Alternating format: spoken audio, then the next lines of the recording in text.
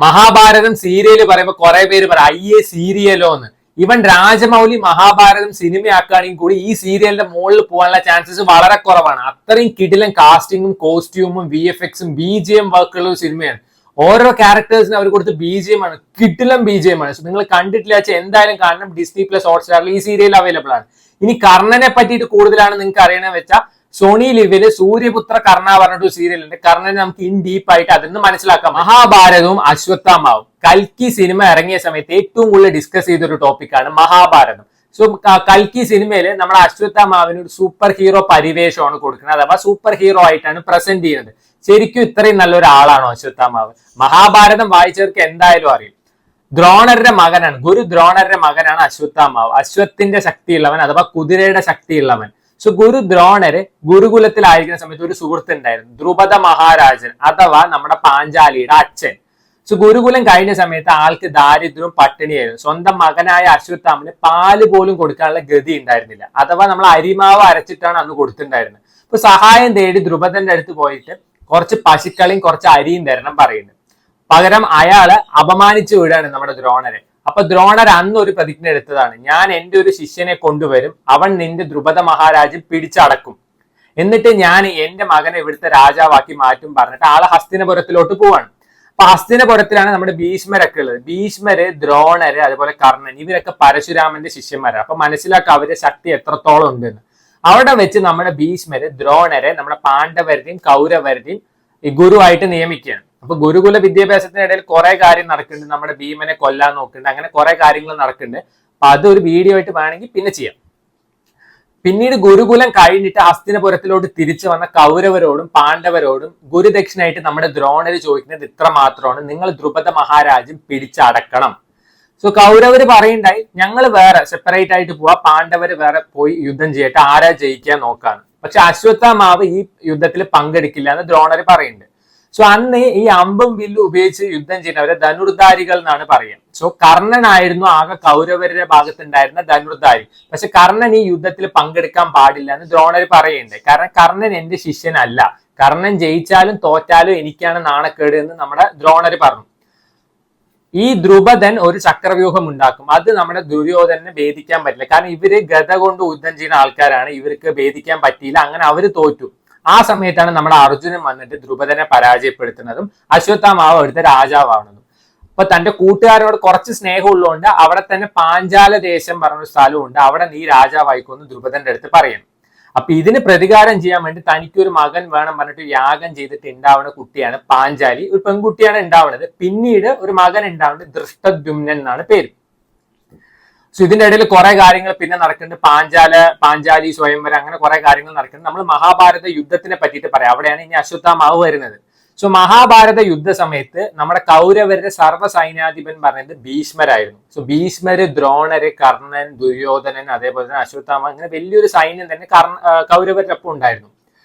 So നമ്മുടെ ഭീഷ്മര് അന്ന് ഒരു വാക്ക് കൊടുത്തിട്ടുണ്ടായിരുന്നു, അതായത് താൻ യുദ്ധക്കളത്തിൽ ഉള്ളിടത്തോളം കാലം പാണ്ഡവരുന്നോ കൗരവരുന്നോ ഒരാൾ പോലും മരിക്കില്ല. അത് കറക്റ്റ് ആയിരുന്നു. കാരണം ഒരാൾ പോലും മരിച്ചിട്ടുണ്ടായിരുന്നു, എല്ലാവരെയും സംരക്ഷിച്ചുകൊണ്ടാണ് ഭീഷ്മര് യുദ്ധം ചെയ്തിട്ടുണ്ടായിരുന്നത്. ഭീഷ്മരെ ആർക്കും തോൽപ്പിക്കാൻ പറ്റില്ല. കാരണം സ്വച്ഛ മൃത്യു അങ്ങനെ എന്തോ ഒരു പ്രത്യേകത ഉള്ള ഒരാളാണ്. അതായത് അങ്ങേര് തീരുമാനിക്കും അങ്ങേര് എപ്പം മരിക്കണം എന്നുള്ളത്.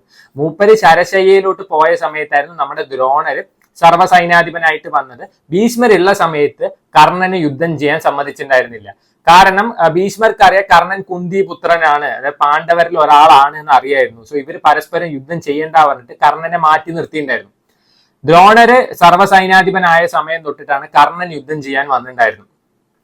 സോ നമ്മുടെ അശ്വത്ഥാമാവ് രണ്ട് തരത്തിലുള്ള ആളെ, രണ്ട് വേർഷൻ അശ്വത്ഥാമാവിനെ പറ്റി പറയുന്നു. ഒന്ന്, അശ്വത്ഥാമാവ് ദർഭപ്പുല്ല് വരെ ബ്രഹ്മാസ്ത്രമാക്കി മാറ്റാൻ കഴിവുള്ള ഒരാളാണെന്ന് പറയുന്നുണ്ട്. അതേ സമയത്ത് തന്നെ നമ്മുടെ ദ്രോണര് പല അസ്ത്രങ്ങളും അശ്വത്ഥാമാവിന് കൊടുക്കാതെ ആദ്യം തന്നെ പറഞ്ഞു കൊടുത്തത് അർജുനനായിരുന്നു. അതുകൊണ്ട് തന്നെ നമ്മുടെ അശ്വത്ഥാമാവിന് ഏറ്റവും കൂടുതൽ ഇഷ്ടം ദുര്യോധനായിരുന്നു അച്ഛനേക്കാളും. പക്ഷെ ദ്രോണാചാര്യക്ക് മകനെ കഴിഞ്ഞിട്ടേ വേറെ ആരും ഉണ്ടായിരുന്നുള്ളൂ. അപ്പൊ മഹാഭാരതം യുദ്ധം തുടങ്ങുന്ന സമയത്താണ് ആൾക്ക് ബ്രഹ്മാസ്ത്രം ദ്രോണർ കൊടുത്തിട്ടുണ്ടായിരുന്നത്. സോ ദ്രോണർക്ക് മകൻ കഴിഞ്ഞിട്ട് ആരും ഉണ്ടായിരുന്നു. അപ്പൊ ആ സമയത്ത് എന്താണ് പാണ്ഡവര് ചെയ്തു വെച്ചാൽ അശ്വത്ഥാമാവ് എന്ന പേരിൽ ഒരു ആനയെ ഭീമൻ വധിച്ചു. എന്നിട്ട് നമ്മുടെ യുധിഷ്ഠിരൻ നേരെ ദ്രോണാചാര്യ അടുത്ത് പോയി പറഞ്ഞു അശ്വത്ഥാമാവിനെ കൊന്നു എന്ന്. യുധിഷ്ഠിരനാണ് വെച്ചാൽ സത്യം മാത്രമേ പറയൂ. ഇപ്പോഴത്തെ പെർഫെക്റ്റ് ജെന്റിൽമാൻ പോലുള്ള ആളായിരുന്നു. സോ ആള് സത്യം മാത്രമേ പറയുന്ന ആളായിരുന്നു. അപ്പൊ ഇത് അറിഞ്ഞ് നമ്മുടെ ദ്രോണര് ആളുടെ ധനുസ് താഴെ വെച്ചു. ദ്രോണരുടെ കയ്യിൽ ധനുസ് ഉള്ളിടത്തോളം കാലം ദ്രോണരെ തോൽപ്പിക്കാൻ പറ്റില്ല. കാരണം എന്താ വെച്ചാൽ നമ്മുടെ പരശുരാമൻ യുദ്ധവും അതുപോലെ തന്നെ ഈ അക്രമമൊക്കെ നിർത്തിയ സമയത്ത് ആളുടെ കയ്യിലുള്ള ഒരുവിധ എല്ലാ അസ്ത്രങ്ങളും കൊടുത്തിരിക്കുന്നത് ദ്രോണരുടെ അല്ല. ദ്രോണരെ അങ്ങനെ ആർക്കും തോൽപ്പിക്കാനും പറ്റില്ല. അപ്പൊ ദ്രോണരെ ധനുസ് മാറ്റി വെച്ച സമയത്താണ് ദൃഷ്ടദ്യുമ്നം വന്ന് നമ്മുടെ ദ്രോണരെ വധിക്കുന്നത്. അപ്പൊ ഈ പക അശ്വത്ഥാമാവിന്റെ മനസ്സിൽ എന്നും ഉണ്ട്. പിന്നീട് കർണൻ മരിക്കുന്ന സമയത്ത് ആകെ കൂടെയുള്ളത് അശ്വത്ഥാമാവ് മാത്രമാണ്. കർണൻ മരിക്കുന്ന ദിവസം കർണൻ ഉപയോഗിക്കുന്ന ധനുസ് വിജയധനുസായിരുന്നു. മഹാഭാരത യുദ്ധത്തിൽ ഫുൾ ആയിട്ട് കർണൻ ഉപയോഗിച്ചത് വിജയധനുസ് അല്ല. കർണൻ മരിക്കുന്ന ഒരു ദിവസമില്ല, ആ ദിവസം മാത്രമാണ് കർണൻ വിജയധനുസ് ഉപയോഗിച്ചത്. അത് നമ്മുടെ പരശുരാമൻ കർണന് കൊടുത്തതാണ്. പരശുരാമൻ കർണനെ ശപിച്ചിട്ടുണ്ടായിരുന്നു. സൂതപുത്രനായ നീ ബ്രാഹ്മണനായിട്ട് വന്നിട്ട് എന്റെ കീഴിൽ ശിഷ്യനായി ചേർന്നു പറഞ്ഞിട്ട് ശപിച്ചിട്ടുണ്ടായിരുന്നു. പിന്നീട് സങ്കടം തോന്നിയിട്ടാണ് ആള് വിജയധനുസ് കർണന് കൊടുക്കുന്നത്. അപ്പൊ നമ്മുടെ പരശുരാമൻ പറയുന്നുണ്ട്, ഈ ധനുസ് നിന്റെ കയ്യിൽ ഉള്ളിടത്തോളം കാലം ഒരാൾക്ക് പോലും നിന്നെ തോൽപ്പിക്കാൻ പറ്റില്ല പറയുന്നുണ്ട്. അങ്ങനെ ആ ധനുസ് താഴെ വെച്ചിട്ട് രഥം നീക്കാൻ പോകുമ്പോഴാണ് കർണനെ അർജുനൻ ആഞ്ജലിയാസ്ത്രം വെച്ച് കൊല്ലുന്നത്. സോ പിന്നീട് ദുര്യോധന്റെ ഒപ്പം കൂടെ ഉള്ളത് നമ്മുടെ അശ്വത്ഥാമാവ് മാത്രമാണ്. 18ാമത്തെ ദിവസം മഹാഭാരത യുദ്ധത്തിന്റെ അന്ന് നമ്മുടെ ദുര്യോധനൻ കൊല്ലപ്പെടുകയാണ്. സോ ദുര്യോധനൻ മരിക്കുന്നതിന്റെ മുമ്പ് ഒരു വരം ദുര്യോധനെ കിട്ടുന്നത്. നമ്മുടെ ഗാന്ധാരി കണ്ണത്തെ കെട്ടയച്ചിട്ട് ആദ്യം ആരെയാണ് നോക്കുന്നത്, അയാള് വജ്രം പോലെ സ്ട്രോങ് ആവുന്നാണ് പറയുക. അപ്പൊ ദുര്യോധനൻ സകല ഡ്രസ്സ് എല്ലാം അഴിച്ചിട്ട് നമ്മുടെ ഗാന്ധാരിയുടെ അടുത്തേക്ക് പോകുമ്പോൾ നമ്മുടെ കൃഷ്ണൻ കള്ളകൃഷ്ണൻ വന്ന് പറയുന്നുണ്ട്, സ്വന്തം അമ്മയുടെ മുമ്പിൽ ഇങ്ങനെ പിറന്നപടി പോകുന്നത് ശരിയാണോ? അങ്ങനെ ആളെ കൺഫ്യൂഷൻ ആക്കി വിടുകയാണ്. അപ്പോൾ തൊടഭാഗം മാത്രം മറച്ചിട്ടാണ് ആള് പോയത്. അപ്പൊ ആ ഭാഗം മാത്രം വജ്രമായില്ല. അവിടെയാണ് ഭീമൻ ഗദ കൊണ്ട് അടിച്ച് നമ്മുടെ ദുര്യോധനെ കൊല്ലുന്നത്. അപ്പൊ ഇതിൽ സങ്കടപ്പെട്ടിരിക്കുന്ന സമയത്ത് ദുര്യോധന അവസാന നിമിഷം നമ്മുടെ അശ്വത്ഥാമാവ് ഒരു വാക്ക് കൊടുക്കുന്നുണ്ട്, ഞാൻ പാണ്ഡവരെ എല്ലാവരെയും ഇല്ലാതാക്കും പറഞ്ഞിട്ട്. യുദ്ധം നമ്മുടെ പാണ്ഡവർ ജയിച്ചു. അവർ ഈ ആഘോഷങ്ങളെല്ലാം കഴിഞ്ഞ് കിടന്നുറങ്ങുന്ന സമയത്ത് അശ്വത്ഥാമാവ് വാളായിട്ട് പോയിട്ട് 5 പേരെ വെട്ടിക്കൊല്ലാണ്. സോ ആ 5 പേരെ കൊന്നത് പക്ഷെ പാണ്ഡവരായിരുന്നില്ല, പാണ്ഡവരുടെ 5 മക്കളായിരുന്നു. ഭീമന്റെയും സഹദേവന്റെയും നകുലന്റെയും അർജുനന്റെയും യുധിഷ്ഠിരന്റെയും പാഞ്ചാലിയുടെയും മക്കളായ 5 പേരെ കൊന്നു. സോ മഹാഭാരത യുദ്ധം നടക്കുന്നതിന് തൊട്ടു മുമ്പ് തന്നെ പാഞ്ചാലിയുടെ അടുത്ത് നമ്മുടെ കൃഷ്ണൻ പറയുന്നുണ്ട്, നിന്റെ 5 പതിമാരൊഴിച്ച് ബാക്കി എല്ലാവരും മരണപ്പെടും. അതായത് ഈ കുട്ടികളെല്ലാവരും മരണപ്പെടുന്നു. അപ്പൊ കൃഷ്ണൻ നമ്മുടെ ദ്രൗപദിയുടെ വിവാഹ സമയത്ത് 5 മുദ്രകൾ 5 മുത്തുകൾ കൊടുത്തിട്ടുണ്ട്. ഈ 5 ആൾക്കാരെ റെപ്രസെന്റ് ചെയ്തിട്ട് ആ 5 മുത്തുകൾ വെച്ചിട്ട് ഒരു മാല ഉണ്ടാക്കിയിട്ട് നമ്മുടെ അഭിമന്യുവിന് കൊടുക്കുന്നുണ്ട്. ആ മാല എന്ന് അഭിമന്യുവിന്റെ കയ്യിൽ നിന്ന് പോയോ അന്നാണ് അഭിമന്യു മരിച്ചത്. ഈ കുട്ടികളെ കൊന്ന ആ ദേഷ്യത്തില് നമ്മുടെ പാണ്ഡവരും അതേപോലെ തന്നെ നമ്മുടെ കൃഷ്ണനും കൂടി അശ്വത്ഥാമാവിന്റെ അടുത്തേക്ക് പോകുന്നുണ്ട്. അവിടെ വെച്ചിട്ടാണ് നമ്മുടെ അശ്വത്ഥാമാവ് മനസ്സിലാക്കുന്നത് ഉത്തര അഭിമന്യുവിന്റെ ഭാര്യയുടെ വയറ്റിൽ ഒരു കുട്ടി വളരുന്നുണ്ടെന്ന്. ആ ദേഷ്യത്തിലിരിക്കുന്ന അശ്വത്ഥാമാവ് ആ സമയത്ത് ഏകദേശം ഒരു മൃഗത്തെ പോലെയാണ് പെരുമാറിയിട്ടുണ്ടായിരുന്നത്. ആൾ എന്ത് ചെയ്തു വെച്ചാൽ തന്റെ അച്ഛൻ പറഞ്ഞു കൊടുത്ത ബ്രഹ്മാസ്ത്രം ആവാഹിച്ചു. സോ ഏറ്റവും ശക്തി കൂടിയ അസ്ത്രമാണ് ബ്രഹ്മാസ്ത്രം. സോ ബ്രഹ്മാസ്ത്രം എയ്ത സമയത്ത് അർജുനനും അതേപോലെ തന്നെ ആ ബ്രഹ്മാസ്ത്രത്തെ നശിപ്പിക്കാൻ വേണ്ടിട്ട് ഒരു ബ്രഹ്മാസ്ത്രം ആവാഹിച്ചു.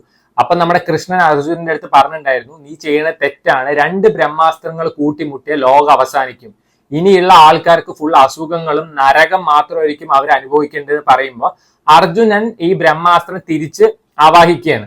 പക്ഷെ അത് തിരിച്ച് ആവാഹിക്കാനുള്ള കഴിവ് നമ്മുടെ അശ്വത്ഥാമാവിന് ഇല്ലായിരുന്നു. അശ്വത്ഥാമാവിന് അത് നമ്മുടെ ദ്രോണര് പറഞ്ഞു കൊടുത്തിട്ടില്ല. അങ്ങനെ ഉത്തരയുടെ വയറ്റിലുള്ള കുട്ടിയെ ആ ബ്രഹ്മാസ്ത്രം കൊല്ലുകയാണ്.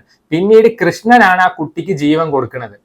അപ്പൊ അശ്വത്ഥാമാവ് നമ്മുടെ കൃഷ്ണന്റെ അടുത്ത് പറയുണ്ടായിരുന്നു, എനിക്ക് മരണത്തെ പേടിയില്ല, നിങ്ങൾ എന്നെ കൊന്നോളൂ, എനിക്ക് പേടിയില്ല പറയുമ്പോഴാണ് നെറ്റിയിലുള്ള ഒരു പൊട്ട് എടുത്ത് മാറ്റുന്നത്.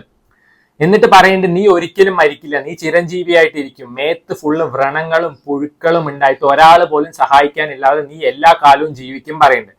സോ അശ്വത്ഥാമാവ് മാത്രമല്ല ചിരഞ്ജീവി, 7 പേരുണ്ട് ചിരഞ്ജീവിയായിട്ട്. അതിൽ നമ്മുടെ മാവേലി ഉണ്ട്, അതുപോലെ ഹനുമാൻ ഉണ്ട്, പരശുരാമൻ ഉണ്ട്, ഇപ്പൊ നമ്മുടെ അശ്വത്ഥാമാവ് ഉണ്ട്, വിഭീഷണൻ ഉണ്ട്. അങ്ങനെ ഒരു 7 പേരാണ് ചിരഞ്ജീവിയായിട്ട് ജീവിക്കുന്നത്. അപ്പൊ അശ്വത്ഥാമാവ് ഇപ്പോഴും നമ്മുടെ കൂടെ ഉണ്ട് എന്നാണ് നമ്മൾ പറയാം. അതിനർത്ഥം അശ്വത്ഥാമാവ് നമ്മുടെ തൊട്ടടുത്ത് ഉണ്ട് എന്നല്ല. ഈ അശ്വത്ഥാമാവിന്റെ വിദ്വേഷം, വൈരാഗ്യം, ദേഷ്യം ഇതൊക്കെ നമ്മുടെ മനസ്സിന്റെ ഉള്ളിൽ ഉണ്ട് എന്നാണ് പറയുന്നത്. സോ മഹാഭാരതം അങ്ങനെ നീണ്ടു വലിഞ്ഞു കിടക്കുകയാണ്. So irrespective of the religion എല്ലാവരും വായിച്ചിരിക്കേണ്ട ഒരു സാധനമാണ് വായിച്ചിരിക്കേണ്ട ഒരു ബുക്കാണ് മഹാഭാരതം. സോ ശരിക്കും മഹാഭാരതം ബുക്കായിട്ടുള്ളത് വായിക്കുക, അല്ലെങ്കിൽ അതിന്റെ വേറെ വേർഷൻസ് റിലീസ് ചെയ്യുന്നുണ്ട്, അതെന്തായാലും വായിക്കുക. ഇല്ലെങ്കിൽ ഏറ്റവും ബെസ്റ്റ് സീരിയൽ മഹാഭാരതം സീരിയൽ നിങ്ങൾ കാണുന്നതാണ്.